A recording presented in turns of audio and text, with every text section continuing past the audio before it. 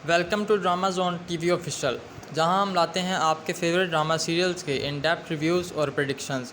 आज हम बात करेंगे ड्रामा दीवानी के एपिसोड नंबर 133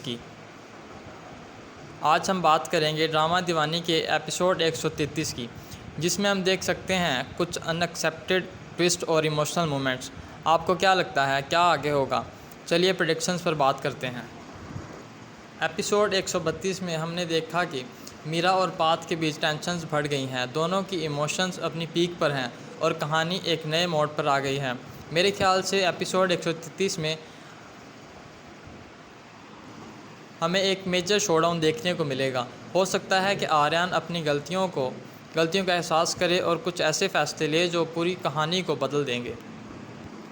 एक और बात जो हमें देखनी होगी वो है आर्यन का प्लान। क्या उनका नेक्स्ट मूव पाथ और मीरा के लिए और ज़्यादा मुश्किलात खड़ी करेगा या फिर उसका असली चेहरा सबके सामने आएगा? मुझे लगता है कि इस दफ़ा एक अनएक्सेप्टेड चेहरा सामने आ सकता है जो सब कुछ नमस्कार पलट देगा। दोस्तों, आपका स्वागत है हमारे YouTube लेकिन चैनल सबसे drama interesting zone part TV होगा ऑफिशियल मीरा पर। का रिश्ता। आज हम क्या बात करने आपको वाले लगता हैं है कि आपके उनका फेवरेट प्यार ड्रामा इन सीरियल सब दीवानी चैलेंजेस के के एक न्यू बावजूद एपिसोड के बारे में। यह एपिसोड क्या स्टोरी को आपको एक नए लगता मोड़ है पर कि ले जाने उनका वाला प्यार है इन सब चैलेंजेस के और हम सब बावजूद इसके कायम लिए रहेगा बहुत एक्साइटेड या हैं। फिर तो चलिए बिना मिसअंडरस्टैंडिंग का किसी ये देरी के शुरू सिलसिला करते हैं बढ़ता ही आज की जाएगा? ये इंटरेस्टिंग एपिसोड वीडियो। 133 एक ऐसी क्लिफ हैंगर पर ख़त्म हो सकता है जहां हमारे दिलों में और भी सवालात छोड़ दिए जाएं।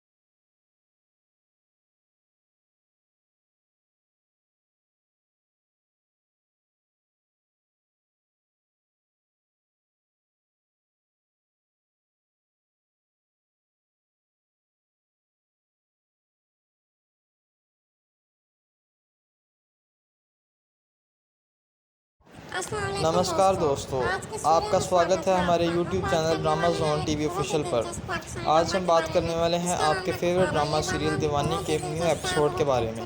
यह एपिसोड स्टोरी को एक नए मोड़ पर ले जाने वाला है और हम सब इसके लिए बहुत एक्साइटेड हैं। तो चलिए बिना किसी देरी के शुरू करते हैं आज की ये इंटरेस्टिंग वीडियो।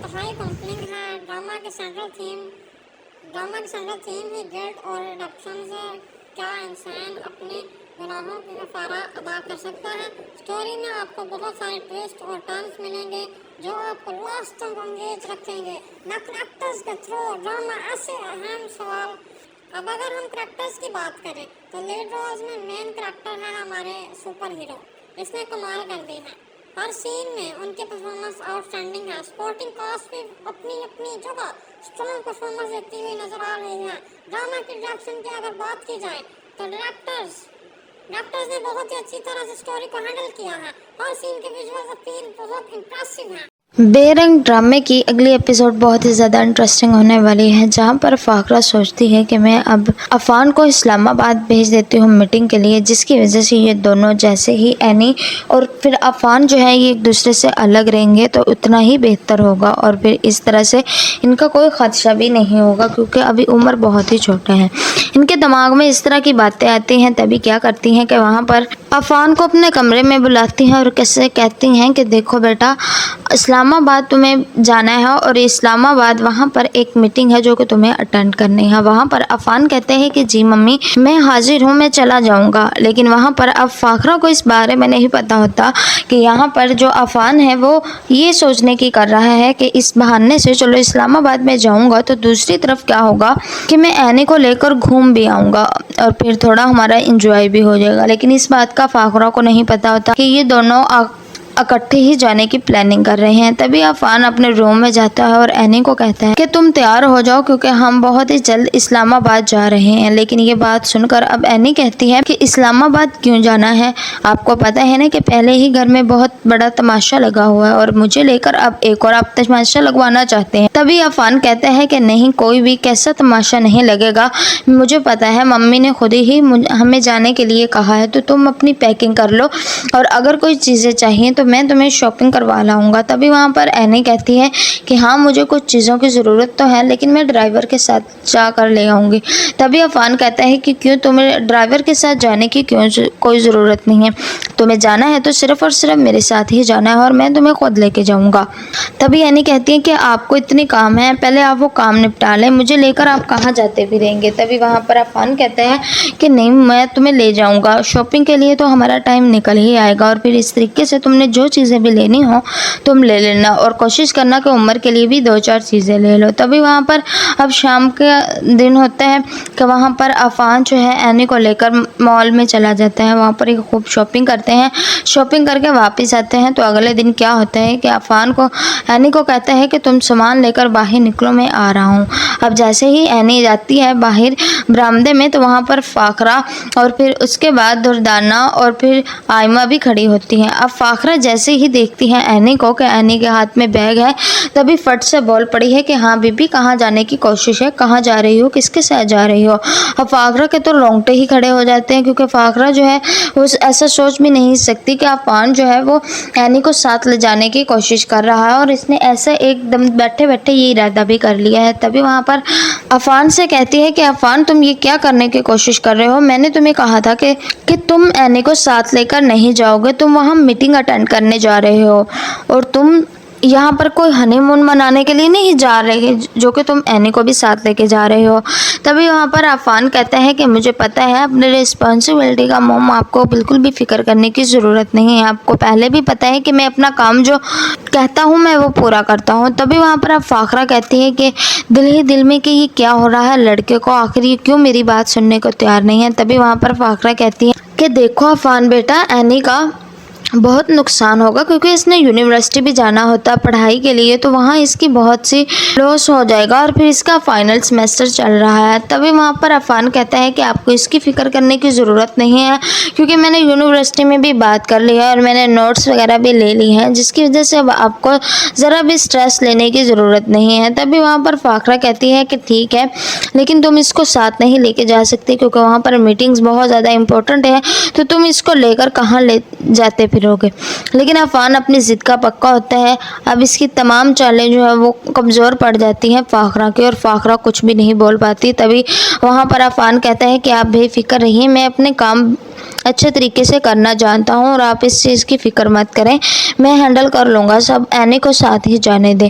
तभी वहाँ पर फाखरा कहती है कि अच्छा ठीक है। उसकी ज़िद के सामने उसे घुटने टेक नहीं पड़ते हैं, क्योंकि फाखरा की ये सोच थी कि अगर यहाँ पर एनी रहती है तो मैं एनी को इससे उम्र छीनकर इसे घर से बेदखल कर दूँगी और फिर अफान को कोई भी कहानी बनाकर सुना दूँगी, जिसकी वजह से अफान जो है वो बहुत ही ज़्यादा बदजन हो जाएगा एनी से। लेकिन ऐसा होता नहीं है, क्योंकि अफान तो अपनी माँ से भी ज़्यादा तेज़ निकलता है और फिर दिल ही दिल में क्या करता है कि ये इरादा कर लेता है कि वो एनी को साथ ही लेके जाएगा। तभी वो एनी को कहता है कि एनी तुम जल्दी से पैकिंग करो, और वहाँ पर एनी को लेकर साथ चला जाता है। अब जैसे ही वो बाहर निकलते हैं तो दुर्दाना कहती है कि देखा बाजी, मैं तो आपको क्या समझा रही थी और आपने कैसे क्या किया। और तभी वहाँ पर कहती है वहाँ पर फाखरा कि तुमने बहुत गलत किया, ये सारा कुछ तुम्हारी वजह से ही हुआ है, अगर तुम मुझे इतनी बातें ना सुनाती तो कभी भी मेरा दिल उस तरफ माइल ना होता। तुमने मुझे इतनी ज़्यादा बातें सुनाई, इसी वजह से मुझे गुस्सा आया और फिर मैंने फ़ैसला किया कि मैं अफान को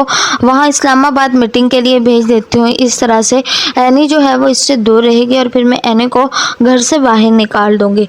अब कहती है सारा कुछ तुम्हारी वजह से हुआ है, अगर तुम मुझे उस दिन बातें ना सुनाती तो आज ये दिन देखना ना पड़ता।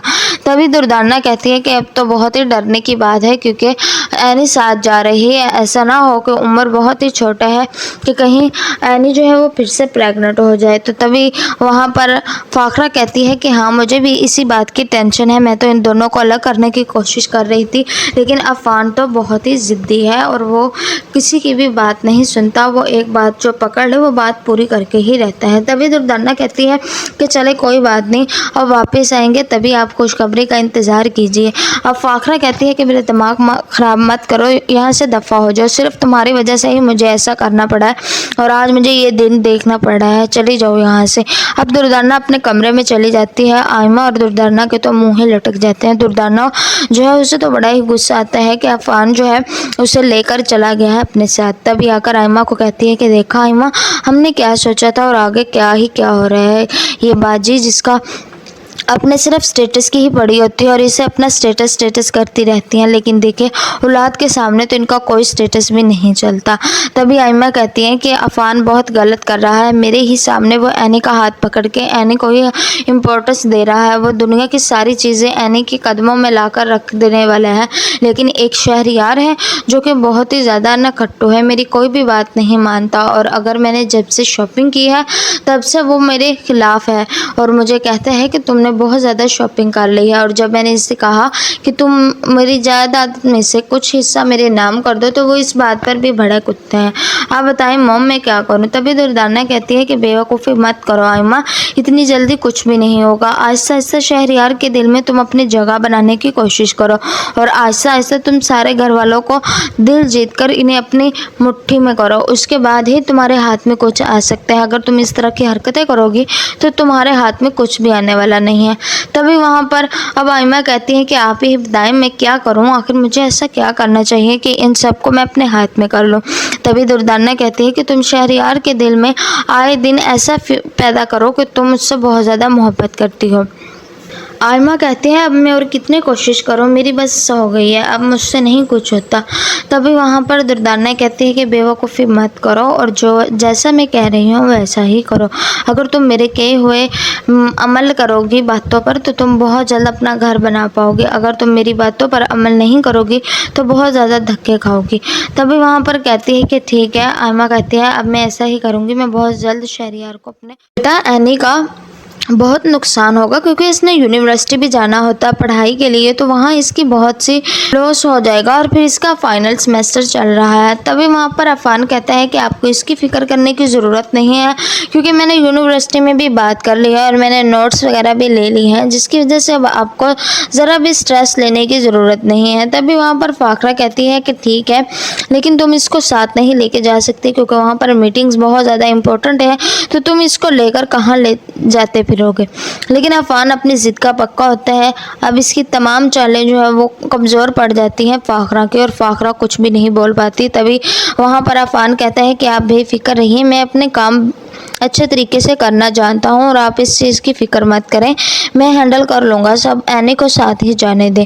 तभी वहाँ पर फाखरा कहती है कि अच्छा ठीक है। उसकी ज़िद के सामने उसे घुटने टेक नहीं पड़ते हैं क्योंकि फाखरा की ये सोच थी कि अगर यहाँ पर एनी रहती है तो मैं एनी को इससे उम्र छीनकर इसे घर से बेदखल कर दूँगी और फिर अफान को कोई भी कहानी बनाकर सुना दूँगी, जिसकी वजह से अफान जो है वो बहुत ही ज़्यादा बदजन हो जाएगा एनी से। लेकिन ऐसा होता नहीं है क्योंकि अफान तो अपनी माँ से भी ज़्यादा तेज़ निकलता है और फिर दिल ही दिल में क्या करता है कि ये इरादा कर लेता है कि वो एनी को साथ ही लेके जाएगा। तभी वो एनी को कहता है कि एनी तुम जल्दी से पैकिंग करो और वहाँ पर एनी को लेकर साथ चला जाता है। अब जैसे ही वो बाहर निकलते हैं तो दुर्दाना कहती है कि देखा बाजी, मैं तो आपको क्या समझा रही थी और आपने कैसे क्या किया। और तभी वहाँ पर कहती है वहाँ पर फाखरा कि तुमने बहुत गलत किया, ये सारा कुछ तुम्हारी वजह से ही हुआ है। अगर तुम मुझे इतनी बातें ना सुनाती तो कभी भी मेरा दिल उस तरफ माइल ना होता। तुमने मुझे इतनी ज़्यादा बातें सुनाई, इसी वजह से मुझे गुस्सा आया और फिर मैंने फ़ैसला किया कि मैं अफान को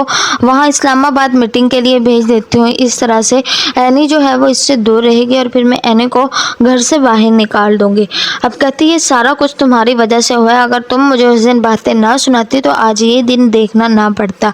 तभी दुर्दाना कहती है कि अब तो बहुत ही डरने की बात है क्योंकि एनी साथ जा रही है, ऐसा ना हो कि उम्र बहुत ही छोटा है कि कहीं एनी जो है वो फिर से प्रेग्नेंट हो जाए। तो तभी वहाँ पर फाखरा कहती है कि हाँ मुझे भी इसी बात की टेंशन है, मैं तो इन दोनों को अलग करने की कोशिश कर रही थी, लेकिन अफान तो बहुत ही ज़िद्दी है और वो किसी की भी बात नहीं सुनता, वो एक बात जो पकड़ ले वो बात पूरी करके ही रहता है। तभी दुर्दाना कहती है कि चले कोई बात नहीं, अब वापस आएंगे तभी आप खुशखबरी का इंतज़ार कीजिए। अब फाखरा कहती है कि मेरे दिमाग ख़राब मत करो, यहाँ से दफ़ा हो जाओ, सिर्फ तुम्हारी वजह से ही मुझे ऐसा करना पड़ा है और आज मुझे ये दिन देखना पड़ रहा है, चली जाओ यहाँ से। अब दुर्दाना अपने कमरे में चली जाती है। आयमा और दुर्दाना के तो मुँह ही लटक जाते हैं। दुर्दाना जो है उसे तो बड़ा ही गुस्सा आता है कि अफान जो है उसे लेकर चला गया है अपने साथ। तभी आकर आयमा को कहती है कि देखा आयमा, हमने क्या सोचा था और आगे क्या हो रहा है। ये बाजी जिसका अपने सिर्फ स्टेटस की ही पड़ी होती है और इसे अपना स्टेटस करती रहती हैं, लेकिन देखिए औलाद के सामने तो इनका कोई स्टेटस भी नहीं चलता। तभी आयमा कहती हैं कि अफान बहुत गलत कर रहा है, मेरे ही सामने वो एनी का हाथ पकड़ के एनी को ही इम्पोर्टेंस दे रहा है। वो दुनिया की सारी चीज़ें एनी के कदमों में लाकर रख देने वाला है, लेकिन एक शहरयार है जो कि बहुत ही ज़्यादा नखट्टू है, मेरी कोई भी बात नहीं मानता और अगर मैंने जब से शॉपिंग की है तब से वो मेरे खिलाफ़ है और मुझे कहता है कि तुमने बहुत ज़्यादा शॉपिंग कर ली है। और जब मैंने इससे कहा कि तुम मेरी जायदाद में से कुछ हिस्सा मेरे नाम कर दो तो वो इस बात पर भी भड़क उठते हैं। आप बताएं मॉम मैं क्या करूं। तभी दुर्दाना कहती है कि बेवकूफ़ी मत करो आयमा, इतनी जल्दी कुछ भी नहीं होगा। आहिस्ता आहिस्ता शहरयार के दिल में तुम अपनी जगह बनाने की कोशिश करो और आहिस्ता आहिस्ता तुम सारे घर वालों को दिल जीत कर इन्हें अपनी मुट्ठी में करो, उसके बाद ही तुम्हारे हाथ में कुछ आ सकता है। अगर तुम इस तरह की हरकतें करोगी तो तुम्हारे हाथ में कुछ भी आने वाला नहीं है। तभी वहाँ पर अब आयमा कहती है कि आप ही बताएं मैं क्या करूँ, आखिर मुझे ऐसा क्या करना चाहिए कि इन सबको मैं अपने हाथ में कर लूँ। तभी दुर्दाना कहती है कि तुम शहरयार के दिल में आए दिन ऐसा पैदा करो कि तुम उससे बहुत ज़्यादा मोहब्बत करती हो। आयमा कहती है अब मैं और कितनी कोशिश करूं, मेरी बस हो गई है, अब मुझसे नहीं कुछ होता। तभी वहाँ पर दुर्दाना कहती है कि बेवकूफ़ी मत करो और जो जैसा मैं कह रही हूँ वैसा ही करो। अगर तुम मेरे कहे हुए अमल करोगी बातों पर तो तुम बहुत जल्द अपना घर बना पाओगे, अगर तुम मेरी बातों पर अमल नहीं करोगी तो बहुत ज़्यादा धक्के खाओगी। तभी वहाँ पर कहती है कि ठीक है। आयमा कहती है अब मैं ऐसा ही करूँगी, मैं बहुत जल्द से देखता ना आओ देखता ना ताओ, लेकिन अपने वालिद के गिरबान पकड़ लेता है। कहता है कि तुमने मेरी वालदा को इतना बड़ा धोखा दिया है, मैंने तुम्हें कभी ऐसा समझा नहीं था, तुम मेरे बाप हो ही नहीं। लेकिन ये जैसे ही उसकी रेहाम से छुड़वा देती है, कहती है कि तुम्हारा वालिद है उसको कुछ मत कहो। लेकिन रेहाम की मोहब्बत जो है इस टाइम सारी की सारी तो कीर मियाँ के दिल में दोबारा जागने वाली है, क्योंकि वो बेटे को जैसे ही हटाती है तो मूसा कहता है कि फिर मैं तो बाबा जान अब जिंदा नहीं रहने वाला, क्योंकि जो कुछ भी है मुझे पता है मासूमा के नाम लग चुका है। मासूमा एक बहुत ही ज़्यादा तेज़ शातिर और धोखेबाज लड़की है, वो लालची लड़की है, वो सिर्फ़ और सिर्फ पैसे की खातिर ऐसा कर रही है कि जो आप उसकी बातों में आकर सब कुछ गवा बैठे हैं। लेकिन नेक्स्ट एपिसोड में देखते चाहिए कि रेहाम जो है वो घर छोड़कर चली जाएगी। दूसरी तरफ से जैसे ही मासूमा के नाम सब कुछ लग जाएगा तो मासूमा तोकीर की लाइफ से किस कदर तेज़ हवा बनकर जाने वाली है, तो फिर तोकीर मियाँ अकेले का अकेला रह जाने वाला है। और दूसरी तरफ से देखते चलिए कि ड्रामा कितना ज़्यादा इंटरेस्टिंग और कमाल का होने वाला है। आप लोग अगर मेरे चैनल पर नए हैं तो प्लीज़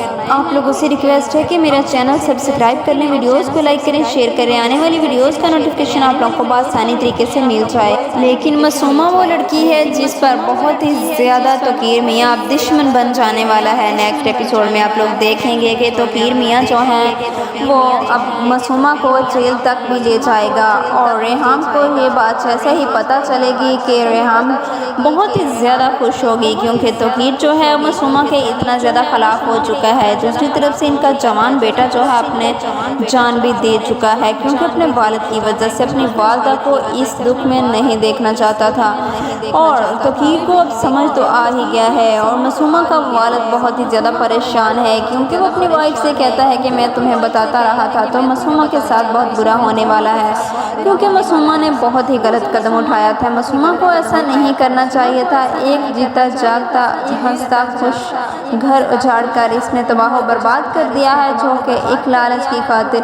लेकिन जैसे ही ये जेल में जाएगी तो अब देखना क्या होने वाला है। इसके वालिदैन जो हैं वो घर बेचकर मासूमा को बाहर निकलवाएंगे, लेकिन अब मासूमा फिर वही की वही रोड पे आ जाएगी। लेकिन रेहाम को जैसे ही सब कुछ ड्राइवर जाकर बताता है कि ऐसा कुछ मासूमा बीबी के साथ हो रहा है, लेकिन रेहाम तो अब कभी भी तोकीर की लाइफ में वापस आने वाली नहीं है।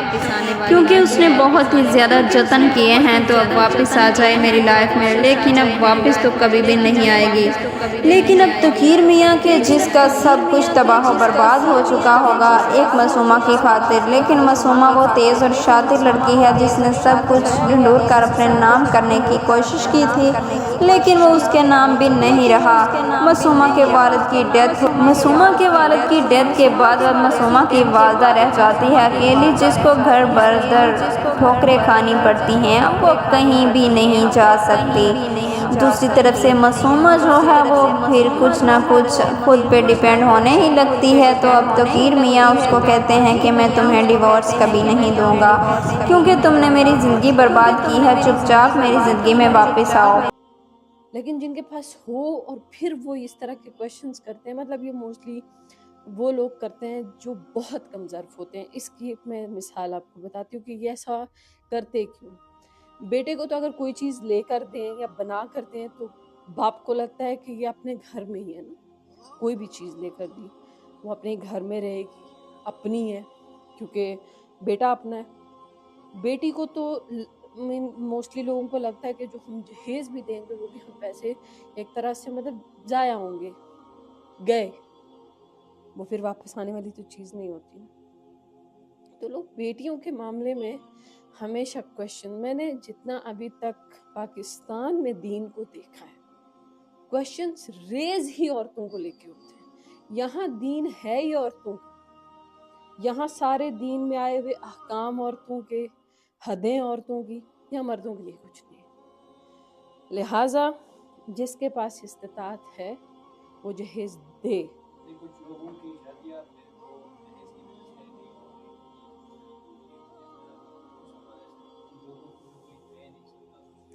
तो जो इंसान नहीं दे सकता है, मैंने पहले बताया कि उसके ऊपर इसका हुक्म लागू नहीं होगा। और कुछ लोग ऐसे हैं कि जो जहेज देते हैं लेकिन बेटी का हिस्सा नहीं देते, इस हवाले ये भी से गलत है। क्योंकि इस्लाम में ऐसा नहीं है कि बेटे को या बेटी की शादी बाप कराएगा, बेटा अपनी शादी खुद कराएगा, लेकिन यहाँ पे लोग बेटों की शादी भी बाप करवाते हैं और बेटियों का भी करवाते हैं। उस सेंस में आप क्या कहेंगे? बेटी को अगर जहेज दिया है, जहेज एक हदिया है। जैसे कि आप अपने बेटे को अगर कोई चीज़ गिफ्ट देते हैं, चाहे वो गाड़ी है, वो लड़के मोटरसाइकिल चलाते हैं मोस्टली अपने लिए वो लेते हैं, या कोई भी चीज़, तो वो गिफ्ट है। अब जहेज अगर आपने दिया है तो वो गिफ्ट है, वो उसकी जायदाद में काउंट नहीं होगा। और अगर जायदाद के टाइम पे वो, तो फिर मैंने आपको बता दिया कि जायदाद तो एक मखसूस अमाउंट या एक मखसूस हो गई ज़मीन या जो भी, अब वो तो डेफिनेटली बराबर बांटनी पड़ेगी। मैंने उस चीज़ को क्लियर कर दिया है कि आप एक हाकिम हैं एज अ फादर, आपको एक हाकिम होने के तहत अल्लाह ने जो जो कुछ दिया है उसकी बस तकसीम बराबर करनी है, जैसे जैसे कहा गया। अगर आपने उसकी तकसीम में मसला किया तो बस ये आपसे सवाल होगा, चाहे वो आप जहेज़ हदिये को कह लें। लोग बेटों पे खर्च करते हैं ना, मैंने बहुत जगह पे देखा है, खुद भी देखा है, एक्सपीरियंस किया है। लोग बेटों पे बहुत खुशी से खर्च करते हैं बनिस्बत बेटियों के, इवन के बेटों की तालीम पे भी बेटियों की तालीम से ज़्यादा खर्च करना पसंद करते हैं। तो ये मसावी नहीं है। शादी बेशक बाप करे, बेटी की करे, बेशक बेटे की करे, इस्तिताअत है तो करे दोनों की। आपने पैसे कब्र में तो नहीं लेकर जाने ना। अगर आपको अल्लाह ताला ने दौलत दी है तो आप यहीं पे अपने रिश्तों पे, अपने रिश्तेदारों पे, अपने घर पे यहीं खर्च करके आप दुनिया से जाएंगे। लेकिन आपसे जिन चीज़ों का क्वेश्चन होगा वो इस हिसाब से होगा कि ये जो बेटी और बेटे का डिफरेंस करना, दोनों के डिफरेंस में बेटे को या बेटी को या किसी एक को प्रोटोकॉल ज़्यादा देना, किसी एक पर पैसा ज़्यादा खर्च करना, किसी एक पर अपना ज़्यादा माल खर्च करना, इस चीज़ का आपसे क्वेश्चन होगा। ये चीज़ जो है वो बराबर करनी ज़रूरी है।